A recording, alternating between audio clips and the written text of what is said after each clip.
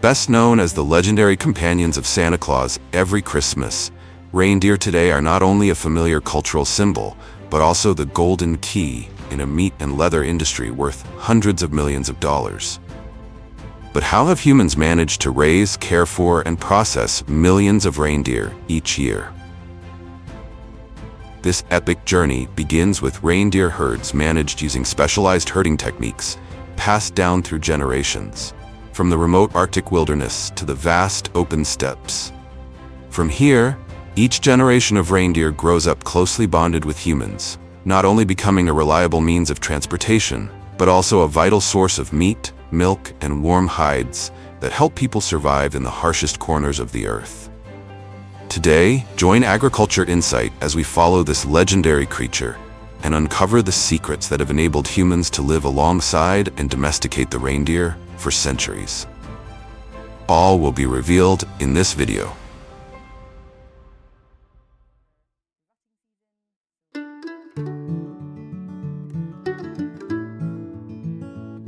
According to data from the Arctic Council and FAO, there are currently around 5.3 million reindeer in the world, nearly double the number from 50 years ago.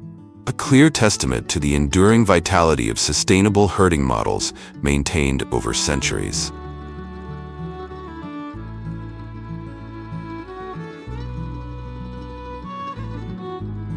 From the rich taiga forests of the Duka people, the frozen steppes of the Nenets, to northern Europe where the Sami uphold the tradition of ear marking, all together form a unique nomadic ecosystem, where reindeer not only sustain human life, but also preserve culture and the spirit of the wild.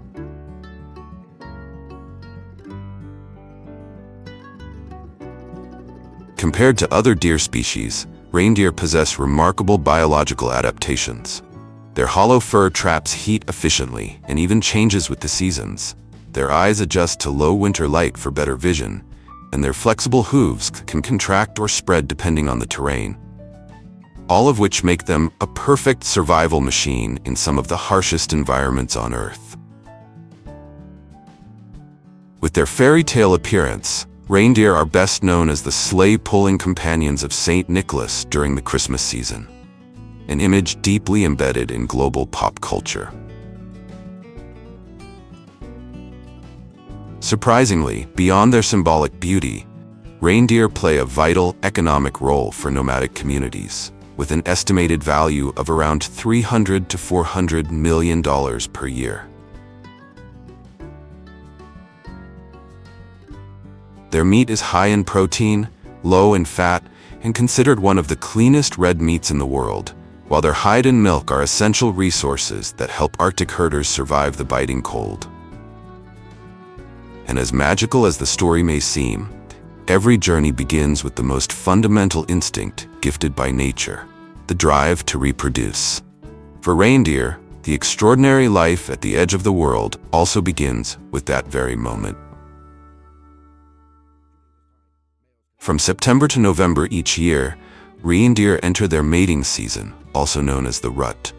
During this time, mature males become unusually aggressive. Their antlers, typically used for digging through snow to find food, now become weapons in fierce battles for mating rights. When the battle ends, the victor earns the right to mate, while the loser can only stand on the sidelines and watch. As a reward, the dominant male may gather a harem of 5 to 15 females, securing the next generation in the endless cycle of survival across the frozen wilderness.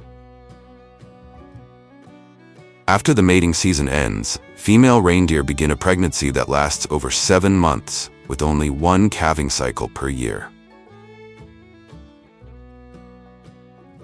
Remarkably, just 1 to 2 hours after birth, the newborn calf can stand, run alongside its mother, and quickly integrate into the herd.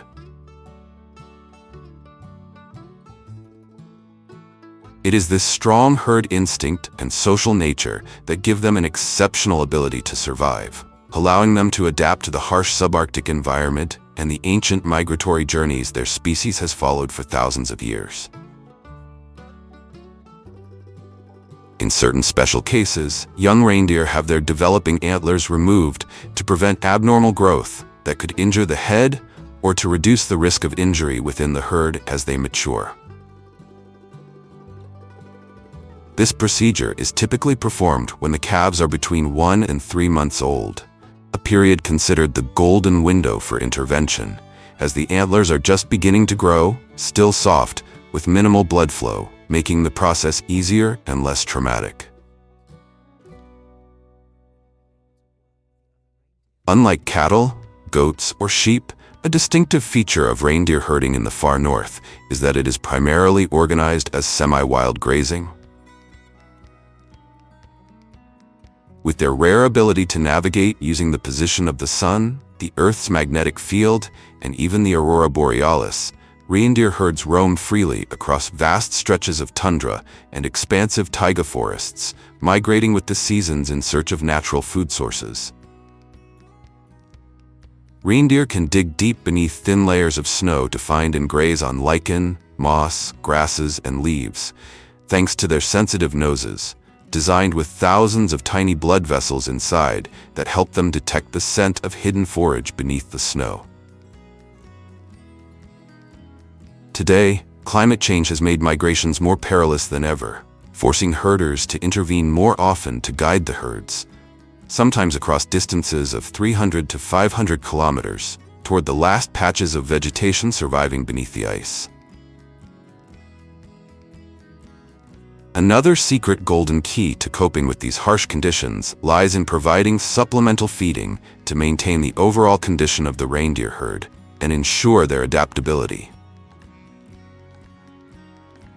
At feeding time, with a deep understanding of the animal's natural behavior, these bundles are gently unwrapped, allowing the reindeer to approach and softly paw and sniff through them, mimicking their instinctive foraging movements as they search for lichen beneath the snow. In more modern areas, herders use mechanized feeders to distribute feed in long lines across the ground, ensuring even access and minimizing competition within the herd. This approach blends traditional methods with modern efficiency, supporting the sustainable development of today's semi-wild reindeer herding systems. Each year, as the ground begins to be blanketed with snow and the reindeer return to lower altitudes to escape the cold, typically around 7 to 8 months after calves are born in the spring, herders organize a large-scale roundup. To manage these vast herds spread across rugged subarctic landscapes, herders combine traditional skills with modern tools, including snowmobiles, trained herding dogs, and even helicopters. In regions like northern Scandinavia, helicopters are used to locate and guide widely dispersed reindeer, making the roundup faster and more efficient across terrain that would otherwise be nearly inaccessible. This is not just herding. It is a form of ancestral artistry, a living tradition passed down through generations by communities who have survived through a deep and sustainable relationship with the wild. Meanwhile, in regions with milder climates, such as Mongolia, parts of Central Asia, or the southern edges of Siberia, reindeer herding and management take on a slightly different form. Here, reindeer are not fully free-ranging like in northern Europe, but are instead raised in closer proximity to humans under a semi-nomadic system. Herders, such as the Duka community in Mongolia, usually keep smaller herds of 20 to 100 animals, manageable by hand on a daily basis.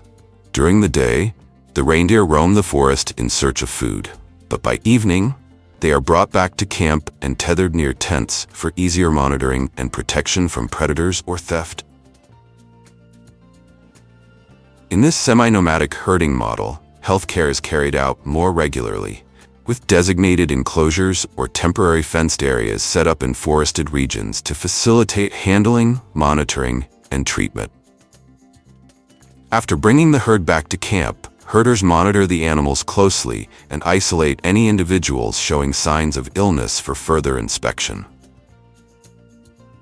Reindeer have strong wild instincts and often panic when approached or restrained for vaccination, so herders must handle them gently and with proper technique to ensure the process is safe and effective. To prevent outbreaks of pasteurellosis, lungworm, and other parasites, vaccinations are administered to reindeer on a regular schedule. Though given manually, these injections serve as a simple yet vital measure to protect herd health in semi-domesticated settings.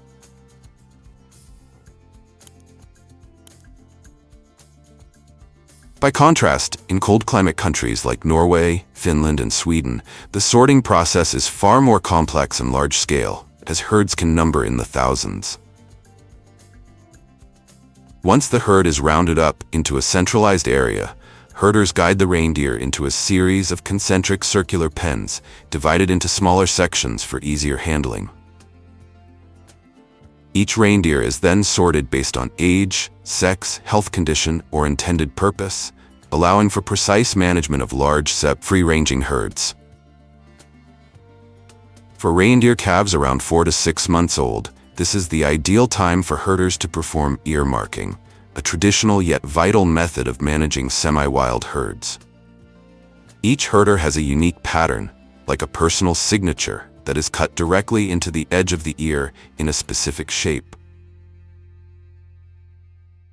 In some areas, instead of cutting, herders use plastic tags with numbers or color codes to make identification easier. These marks help determine ownership, track individual history, distinguish animals in shared grazing areas, and support collective herd management.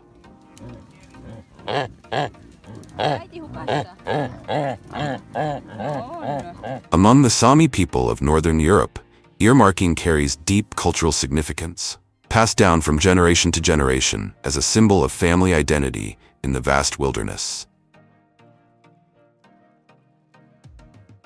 After a long period of patient waiting by the herders, the reindeer will now be sorted for 3 main purposes: selecting the healthiest individuals for breeding, isolating those requiring treatment or health monitoring, and sending thousands of weaker or underperforming animals into the slaughter process for meat, hides, and antlers.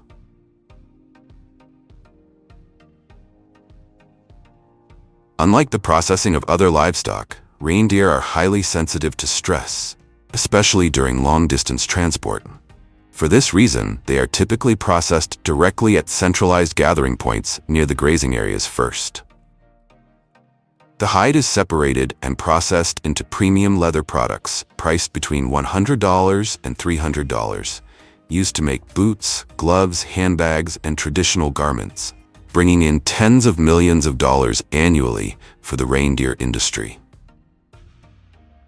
And most importantly, the carcasses are collected and stored in cold conditions before being transported to specialized processing facilities for further refinement.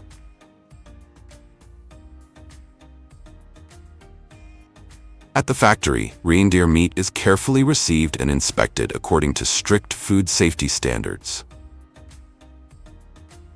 The hide is removed to reveal the carcass, which is then butchered by workers into specific cuts such as loin, leg, ribs, neck, and internal organs. Compared to beef, reindeer meat is darker red in color, high in protein, low in fat, and virtually free of cholesterol. It's a highly valued food across Northern Europe, often referred to as clean meat, free from industrial farming, growth hormones, and rich in the unique flavors of the wild. No matter how many winters pass, reindeer remain a powerful symbol, linking humans to the frozen lands they call home, and ensuring the nomadic culture of the far north endures and thrives. Wagyu, which means Japanese cow in Japanese, is more than just a cattle breed. It's considered a culinary national treasure of the land of the rising sun. Each year, Japan exports over $500 million worth of Wagyu beef, mainly to gourmet markets like the United States, Hong Kong, and Singapore. Wagyu's global fame lies in its signature marbling, the intricate web of intramuscular fat that runs like fine veins through the meat. Wagyu's marbling can exceed 40%, far surpassing the 5 to 10% typically found in regular beef, As a result, Wagyu melts at around body temperature, 30 degrees Celsius, delivering a buttery, rich, and melt-in-your-mouth experience, with prices reaching up to $1,000 per kilogram. For the Japanese, the Wagyu brand is protected more fiercely than gold. Renowned names like Kobe, Matsusaka, Omi, and Hida aren't just regions. They are icons of heritage, governed with strict regulations, much like the prestigious Bordeaux wines of France. Today, Wagyu is also raised in countries like Australia, the US, and Canada. But only purebred Japanese Wagyu truly preserves the class and soul of what's known as the red gold of the culinary world. To produce Wagyu cattle that yield melt-in-your-mouth beef with exquisite marbling, each worth tens of thousands of dollars, everything must be precise from the very first step, breeding. Today, most Wagyu farms rely on artificial insemination to control genetics, selecting only the best traits from elite bulls with exceptional marbling scores. The cows are also carefully chosen based on health and lineage before entering the breeding cycle. Semen collected from the bull is processed, cryopreserved, and then injected into the cow's uterus. Before this, farmers manually remove feces from the rectum and clean the vulva to maintain hygiene, prevent infection, and accurately locate the insemination site. Once everything is ready, the semen is inserted using a thin tube called a catheter, reaching the cervix, where fertilization occurs. Though the procedure takes only a few minutes, it lays the foundation for a nearly 3-year journey to produce some of the most valuable Wagyu beef in the world.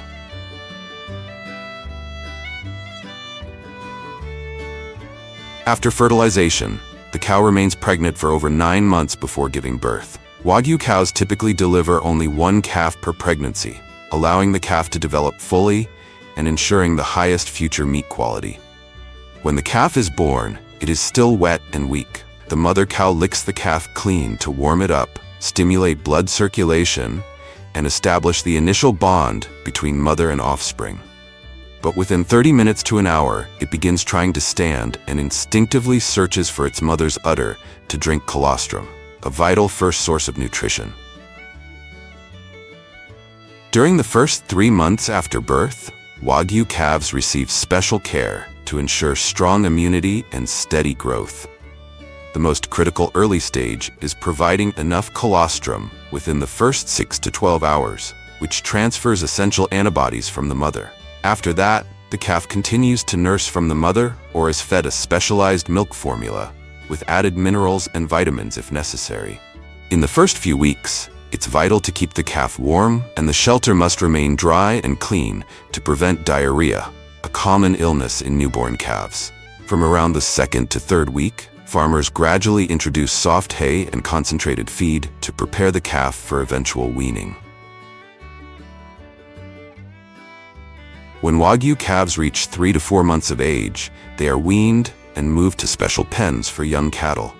Calves are grouped by age, with 5 to 10 animals per group, living in spacious barns lined with thick, dry straw to retain warmth, absorb waste, and prevent slipping.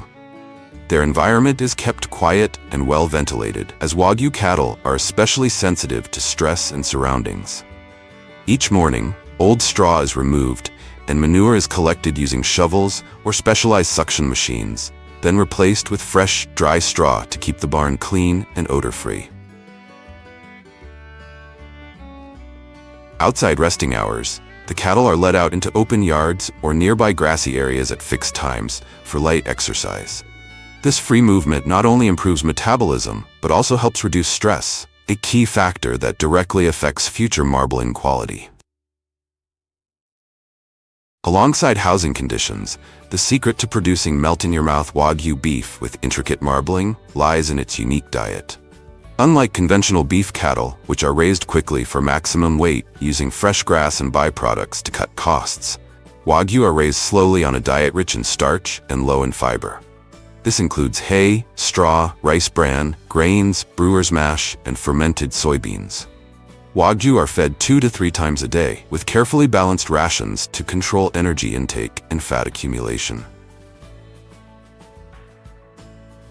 And have you ever seen a cow drink beer? With Wagyu, that's a real thing. Some farms in Japan, give their cattle beer during the summer to stimulate appetite. While there's no definitive scientific proof, this distinctive feeding regimen is credited with helping Wagyu beef achieve its signature tenderness, exquisite marbling, and sky-high value. Beyond diet and exercise, Wagyu cattle are cared for like true VIPs. To maintain physical condition and prevent illness, their hooves are trimmed every 2 to 3 months, a seemingly minor task but essential for joint health and maintaining a strong, stable gait. Their coats are also brushed with soft brushes to remove dirt, stimulate blood circulation, and help them relax, especially during hot weather. Though these steps may sound simple, they play a crucial role in keeping Wagyu cattle calm and healthy. And a relaxed, well-cared-for body is the foundation for producing rich, tender meat that no growth-enhancing technology can replicate.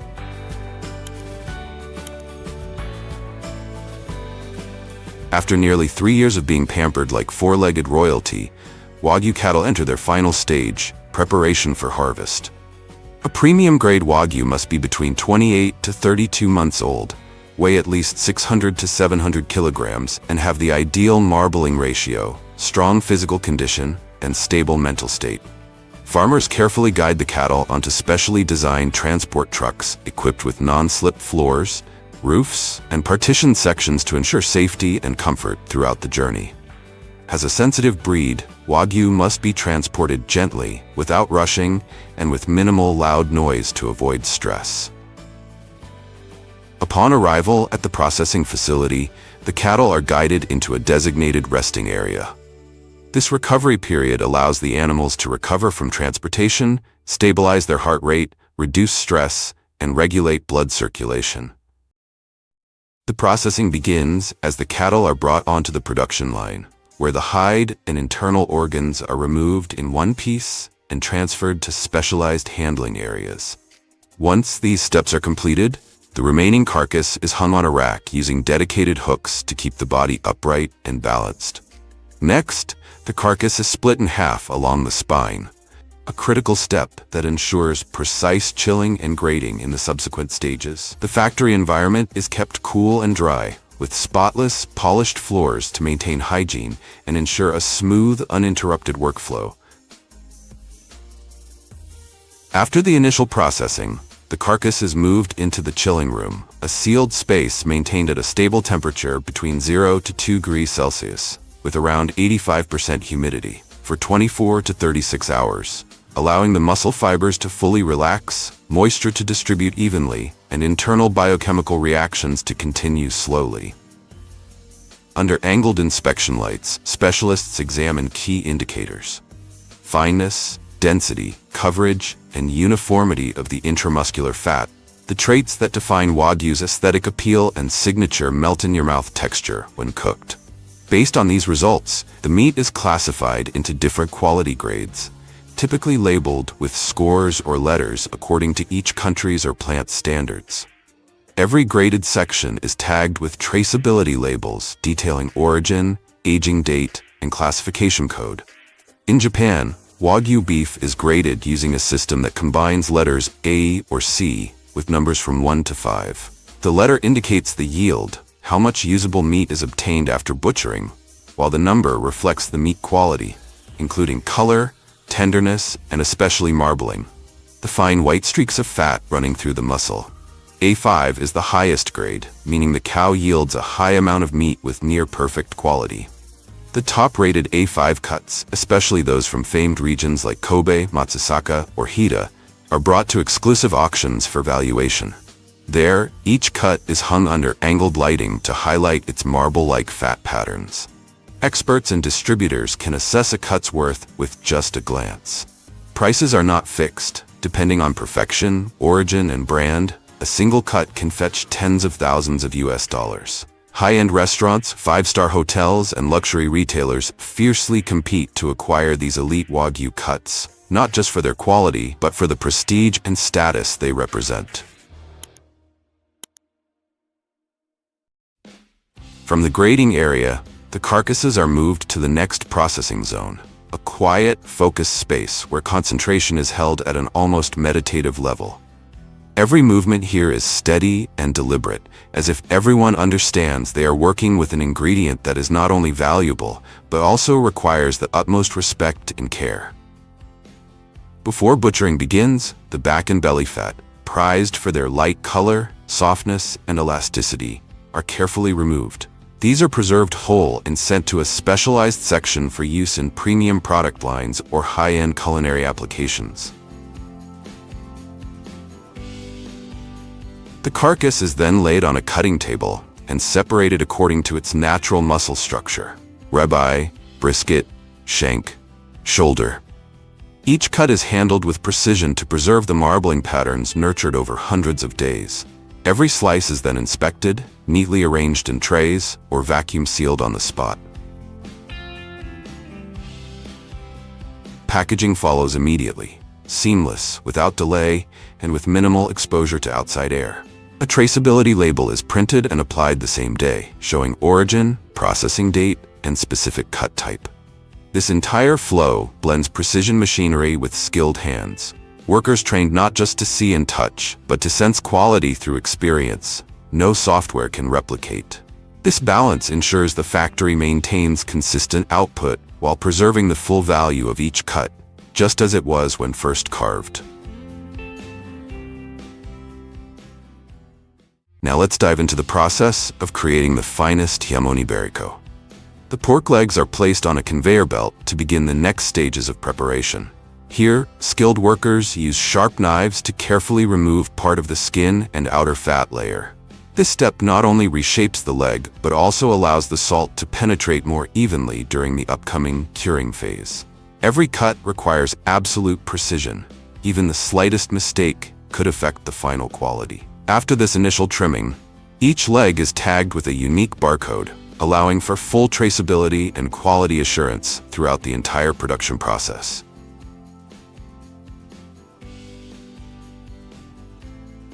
After preliminary processing, the pork legs are transferred to the salting area. Here, pure sea salt is evenly applied to each leg, either through an automated system or by hand. With machines, the salt is distributed with precision. In traditional methods, skilled artisans meticulously rub the salt by hand, adjusting to the unique shape of each leg. Regardless of the method used, the goal remains the same: for the salt to penetrate deeply, evenly, and appropriately, forming the foundation for the harmonious, rich flavor of jamón ibérico.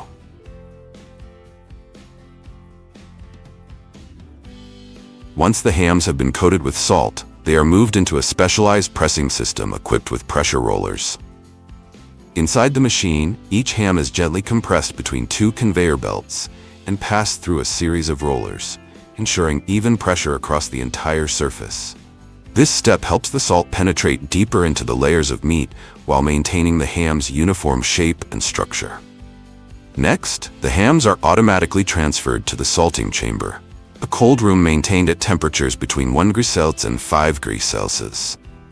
Here, pure sea salt continues to be evenly sprinkled over the surface, both to preserve the meat and to develop the distinctive flavor of jamón ibérico. The stable cold environment allows the salt to slowly and evenly diffuse into the meat, gradually drawing out moisture without damaging the protein structure, laying a solid foundation for the curing stages that follow.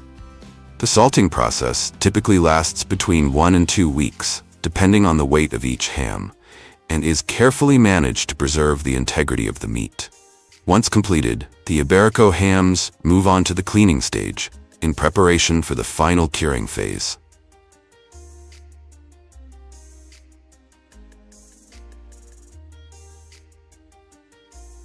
The hams are hung using ropes and moved via an automated conveyor system to the brushing station, where soft rollers gently remove any excess salt.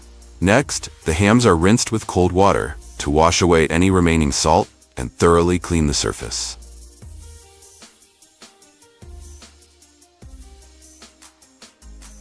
After rinsing, the hams are placed into a specialized pressing machine for shaping. This equipment uses durable plastic molds to gently compress the meat, enhancing its structure and evenly distributing the fat and lean muscle. Next, a skilled artisan lightly taps each ham's surface, a traditional technique used to detect internal voids or defects before moving on to the drying phase. The hams are then placed on trays and moved into enclosed chambers, marking the start of the drying phase, an essential step that determines both texture and flavor. During the first 90 days, the hams are kept in rooms with controlled temperature and humidity, maintained at around 3 degrees Celsius and 90% humidity. This environment allows the meat to dry gradually without losing moisture too quickly, helping preserve its natural tenderness and elasticity. This gradual transformation also helps form a natural outer crust, while the meat inside slowly develops a richer umami flavor. After 90 days, the hams are moved to the upper floors, areas with better air circulation and more stable temperatures. Here, they begin to interact with the outside environment in a carefully controlled manner. Artisan workers open windows and ventilation shutters in the attic chambers to allow sunlight and natural breezes to enter. The amount of light and airflow is adjusted throughout the day to prevent the hams from drying too quickly or unevenly. The goal of this stage is to allow sunlight and fresh air to gently complete the drying process, enhancing the signature aroma and texture, firm on the outside yet tender and flavorful within.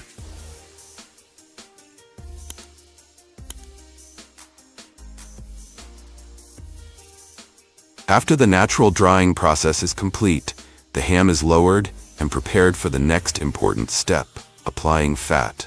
A thin layer of fat, usually refined pork fat or extra virgin olive oil, is evenly spread over the entire surface of the ham, with special attention given to the muscle areas. This creates a protective barrier that prevents air and moisture from escaping too quickly, avoiding excessive drying or cracking during the extended curing period. This layer of fat not only helps retain moisture, but also maintains the ham's tenderness and distinctive flavor, while adding an appealing glossy finish to the product. Thanks to this step, the ham can continue the curing and fermentation process perfectly, developing rich aromas and a firm yet tender texture, resulting in an exceptional eating experience when fully matured.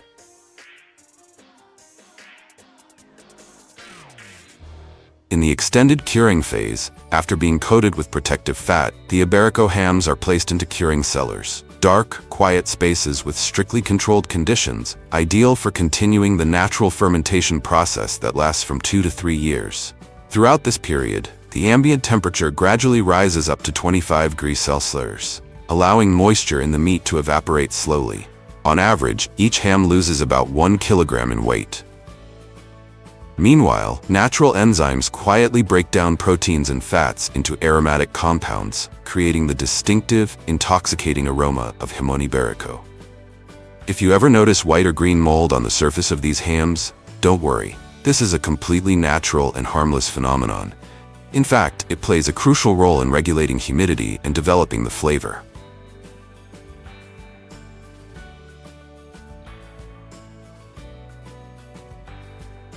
As the curing process approaches 2 years, expert tasters perform a sensory evaluation using a traditional technique known as kala.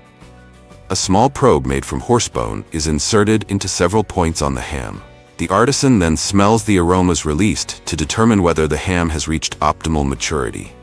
At the same time, other criteria such as the firmness of the meat, fat distribution, and overall color are also assessed. Only the hams that meet all these strict standards are certified as premium quality jamón. Each ham that meets the quality standards after the long curing process is taken down from the cellar and moved to the final processing area, where every finishing step is carried out with care and precision. Here, each ham is branded with a traditional hot iron stamp, a symbol that clearly certifies its origin and premium quality. This mark holds legal value, but more importantly, it stands as undeniable proof of the years of patience, dedication, and expert craftsmanship behind each piece. After branding, every ham is clearly labeled with important details, including product type, year of production, region of origin, and relevant certifications. This final step ensures transparency, traceability, and consumer trust. Finally, the ham is wrapped in traditional wax paper or vacuum sealed using modern technology to optimally preserve its rich flavor and perfect texture throughout transportation and storage, ready to reach the customer at its absolute best.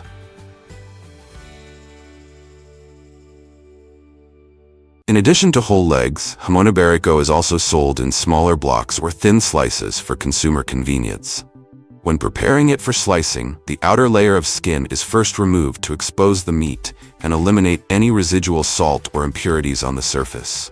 The bone is then carefully extracted, either by hand or using specialized machinery, to ensure the meat structure remains intact and undamaged. Once deboned, the ham is pressed into a rectangular shape for easier packaging, and finally vacuum sealed to preserve its freshness and optimal quality. For sliced versions, modern cutting machines shave the ham into ultra-thin slices, almost translucent, while maintaining both texture and flavor. These slices are then transported by conveyor belt to an automated packing area, where the entire process is carried out quickly and with high precision.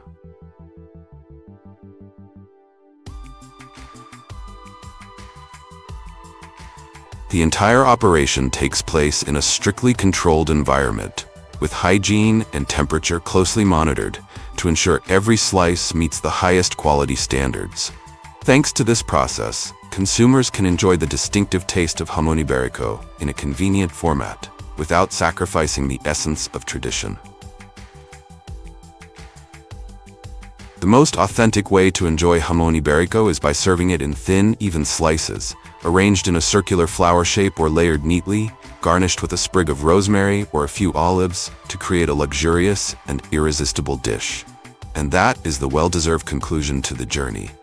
From a humble black Iberian pig to exquisite slices of jamón ibérico, the result of time, craftsmanship, and nature in perfect harmony. And if you're yearning to discover things that are both strange and irresistibly captivating, then follow me on a new journey to the desert land, where hidden treasures and unexpected wonders await to be revealed.